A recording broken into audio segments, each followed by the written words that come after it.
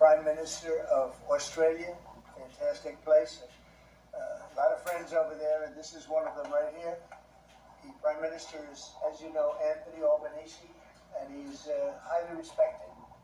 Done very well in his election, and I hear you're very popular today, right? I mean, it varies from day to day, but with all of us. But he's done a fantastic job as the Prime Minister. We're here to talk about trade, submarines, lots of other military equipment. They're big orderers of our great military equipment. We have the best equipment anywhere in the world by far.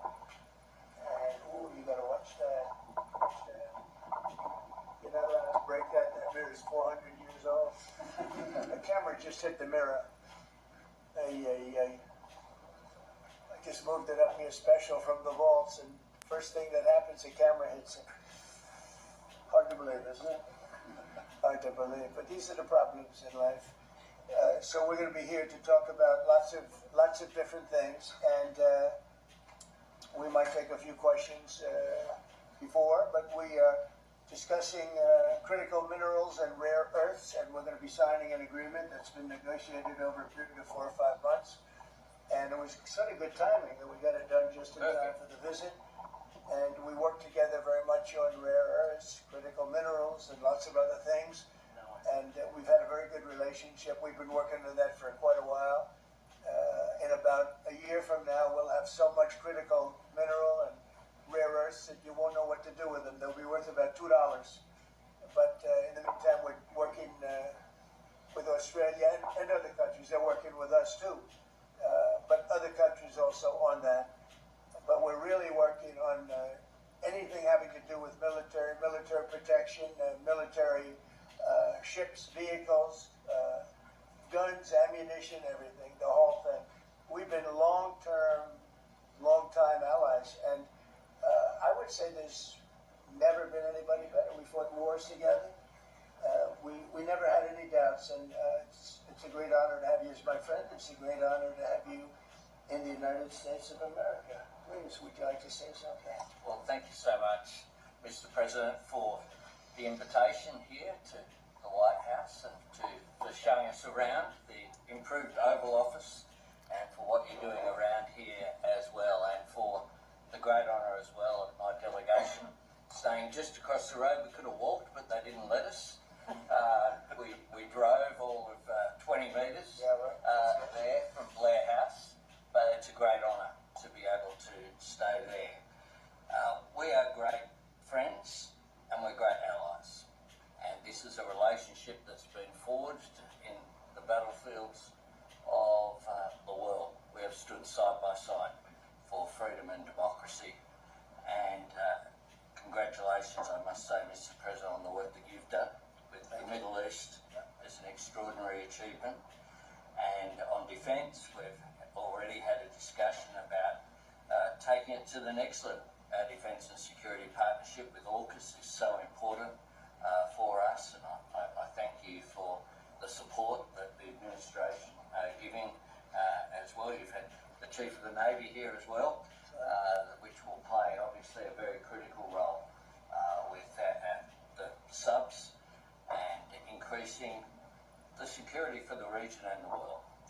And our economic relationship is so important. The US has a trade surplus with Australia, as you know, and we can continue to take what is every opportunity to improve the relationship even further and make it even stronger. And today's agreement on critical minerals and rare earths is just taking it to the next level, seizing those opportunities which are before us to take our relationship to that next level. And it's been fantastic, the contact that we've had together, the friendship that we've developed. And Australians love America, and I think Americans kind of like Australia too. We do. And as we go forward, I think that today will be seen as a really significant day in our relationship. So thank you very much, Mr. President. Well, thank you very much, Anthony. It's an honor to sign this, and we'll do it now. $1 pipeline that we have ready to go. That's right. It's all ready to go. Just getting started. And we're doing a real job on rare earth and many other things. Perhaps perhaps I could ask John to say a few words and then we'll exchange papers, but just how are we doing on your naval purchases and all of the submarines that we're working on with Australia? How's that going? Thank you, Mr. President. Obviously, Australia is a very important ally of ours in the Indo-Pacific and in every battle they fought with us since World War I, and they've always been side by side.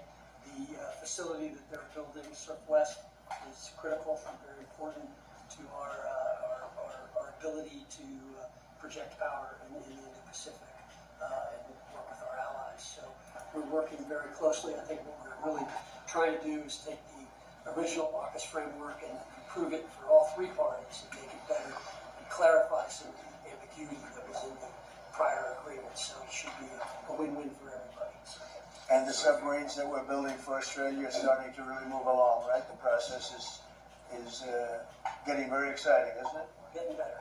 That's good. Very good. It's going to be great. Thank you very much. Maybe we'll hold this up. Okay.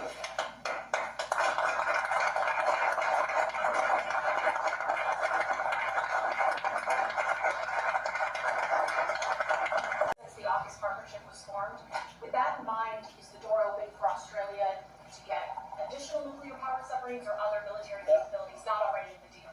I think China's been very respectful of us. They're paying tremendous amounts of money to us as in the form of tariffs. As you know, they're paying 55%. That's a lot of money. They never were paying anything over years and years and years. But they were like anybody else. A lot of countries took advantage of the U.S. They're not taking advantage anymore. No, China's paying 55% and a potential 155% come November 1st, unless we make a deal. And I'm meeting with President Xi. We have a very good relationship. We're going to be meeting in South Korea in a couple of weeks. And is one of the only places in the world that processes rare earth minerals. Yeah, it's good. Could there be an agreement? China has 90% of the processing. Could there be an agreement over processing rare earth minerals with Australia? Sure, that's what we're doing. That is It's part of the agreement. Can you say with Go ahead, please. Sorry, Yeah. on a follow-up on Taiwan, there are reports that you will come up, or China is pressuring you to not support independence for Taiwan in exchange for a trade deal. Well, I'm not going to talk about that. What I'll talk about, you and I will have that discussion in a couple of weeks when I'm in South Korea with President Xi. We're going to be talking about a lot of things. I assume that's going to be one of the things, but I'm not going to talk about that now. Yeah, please. Mr. President, you just alluded to the violence in the Middle East. What? We are going to eradicate Hamas.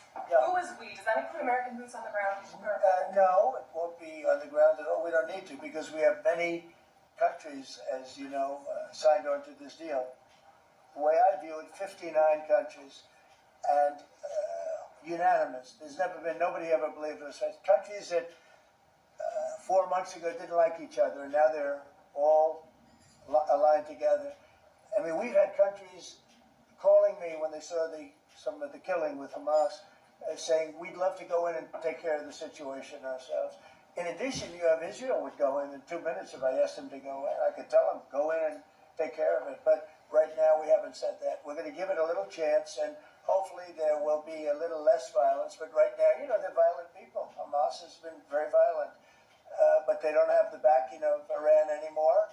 They don't have the backing of really anybody anymore. They have to be good. And if they're not good, they'll be eradicated. capacity to do so, and part of this deal is very specific. $8.5 billion pipeline. There will be $1 billion contributed from Australia and the United States over the next 6 months with projects that are immediately available. There's 3 groups of projects. Ones that are joint activities between Australia and the United States, such as Alcoa.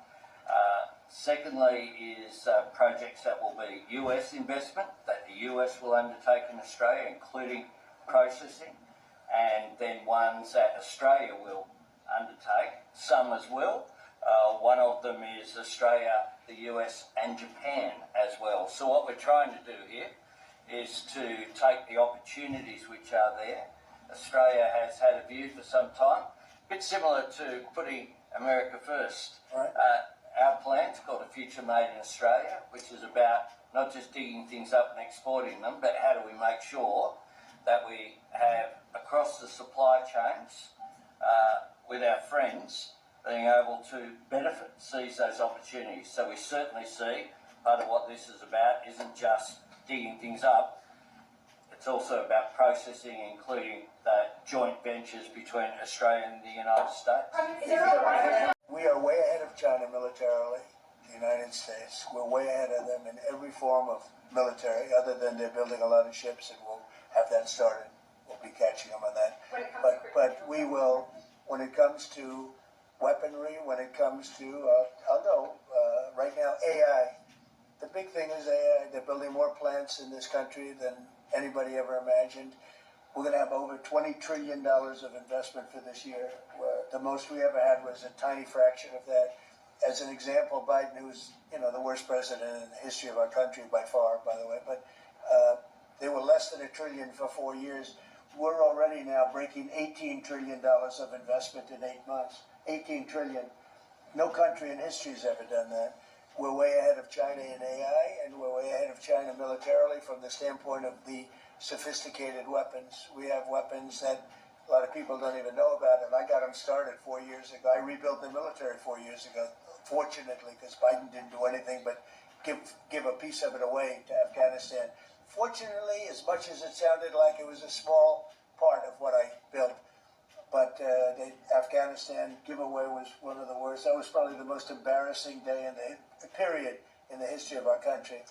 But we have the greatest military. We have the best equipment. We have the best manufacturers of equipment. We have the best weapons. When you look at our weapons, I've been talking a lot about our weapons. Everybody wants our weapons.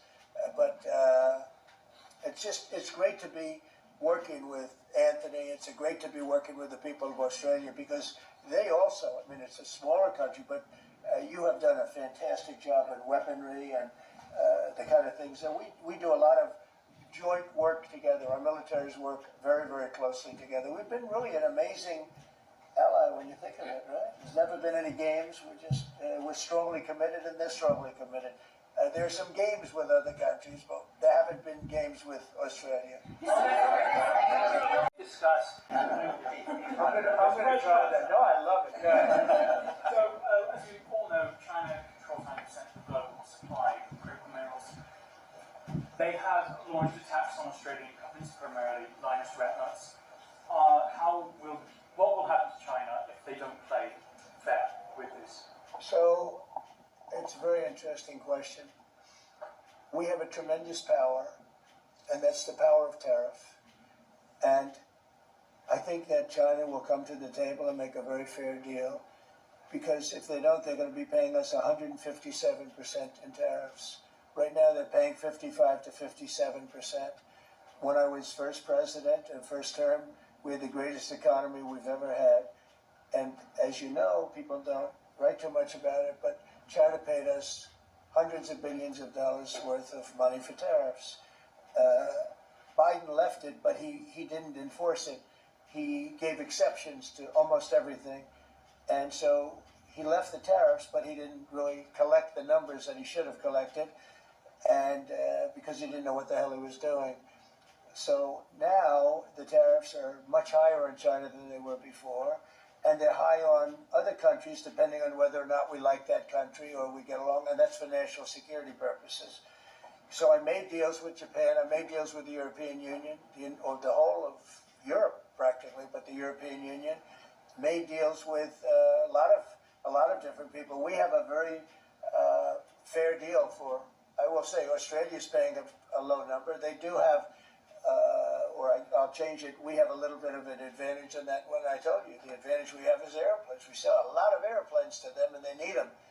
It's a very vibrant place, and people go in and out, and I look forward to going there myself. And I think it's unlikely I'll be taking a ship. That's a long journey. That's a long journey. But China has treated us with great respect.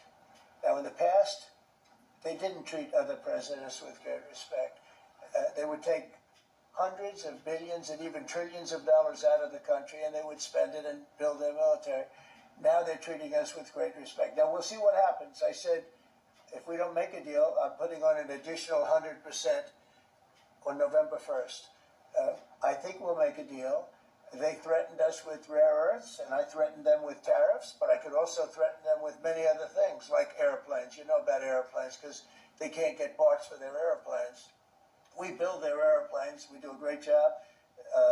They're largely Boeings, and we could stop the parts. We did stop the parts, actually, when they did the initial threat. That's a big... They closed down over 400 of their airplanes, but we don't want to do that. But we have a much simpler thing. If we don't make a deal, we'll charge them a very substantial tariff, and they'll be paying us hundreds of billions of dollars a year, which they're basically paying right now. We had presidents that allowed China and other countries get away with murder. We're not going to allow that, but we're going to have a fair deal. I want to be good to China. I love my relationship with President Xi. We have a great relationship. I believe after we leave South Korea, we'll be there together. We thought that would be a good place to meet, and we're going to be meeting. I'll be in Malaysia, I'll be in Japan, I'll be in a couple of others. We'll be sort of doing a little bit of a tour.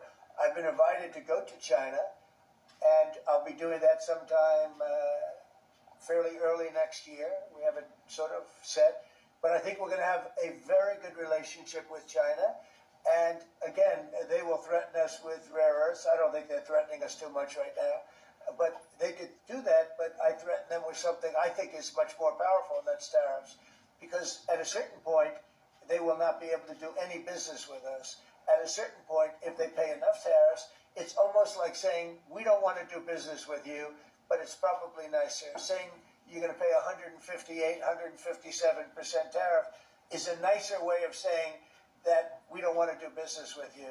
And if they don't do business with us, I think China's in big trouble, I'll be honest with you. I think China is, I don't know that they even make it. I really do. I believe that they're in big trouble, and I don't want them to be in big trouble. I want them to do great. I want them to thrive, but we have to thrive together. It's a two-way street. I think when we finish our meetings, and it's going to be a big deal. I'm meeting with a lot of other countries, but this seems to be the one that people are very interested in. I think when we finish our meetings in South Korea, China and I will have a really fair and really great trade deal together.